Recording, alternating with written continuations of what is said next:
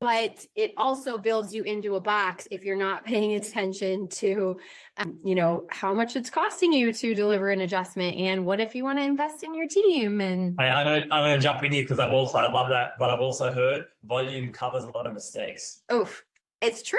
And it is true because that's like two sides of the coin, right?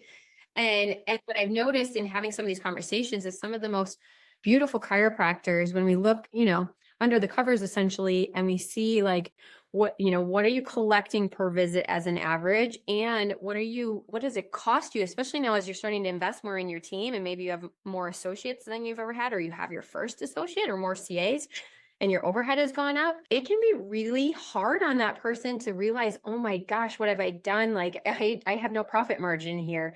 I'm serving a lot of people are getting care, but at the expense of my own health and well-being, because I can't take this thing to the next level if I don't have the profit margin there. So, it's a painful point, but it's one of those things, just like looking at your student loan debt. Like, don't ignore it, go look at it, find out how much it's costing you per visit, and then set an appropriate raise so that you get yourself out of this position where you might be hemorrhaging money on where your fee structure is at. Yeah, exactly. 100%. So we're going to do an episode in the future, guys, and we speak about, well, what percentage of your revenue, total revenue, should go to your rent, roughly? What should go to your marketing? What should go to your CAs? What should go to your associates? Depending on how your office is set up, right? We're not going to break that down today, but there is definitely, just I want you to know, absolute best practices of what percentage should be going to different areas of your business. And you've got to know those numbers. And in my experience, I would say over 90% of the practices have that incorrectly set up.